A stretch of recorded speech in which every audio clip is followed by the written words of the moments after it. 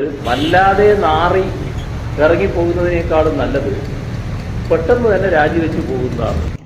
എടായി പ്രാട്ടിയായി ഇന്നലെ രാത്രി ഒരാളെന്നെ വിളിച്ച് നല്ല പരിചയമുള്ള സൗണ്ട്, പക്ഷെ പേര് പറയുന്നില്ല. എന്തൊക്കെ പറയുന്നേ, ഞാൻ റെക്കോർഡ് ചെയ്ത് വച്ചിട്ടുണ്ട്. ഒന്നിനു പുറകെ ഒന്നായി തെളിവുകൾ ഇങ്ങനെ വന്നുകൊണ്ടിരിക്കുകയാണ്.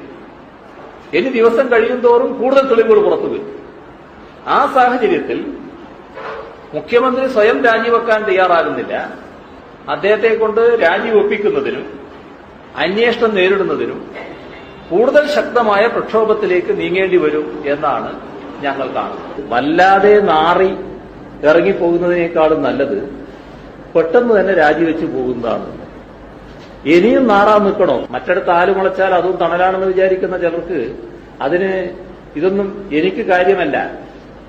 കാരണം കോടതിയുടെ അവസാന നിഗമനം വന്നിട്ടില്ലാലോ എന്ന് പറയാൻ.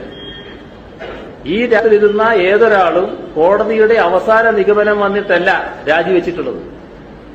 ഈ കേരളത്തിലായാലും കേരളത്തിന് പുറത്തായാലും ഒരു നിമിഷം പോലും ഇനി കേരള മുഖ്യമന്ത്രി ആ സ്ഥാനത്തിരിക്കാൻ പാടില്ല. ഒരു നിമിഷം വൈകാതെ രാജിവെക്കാൻ തയ്യാറാകണം.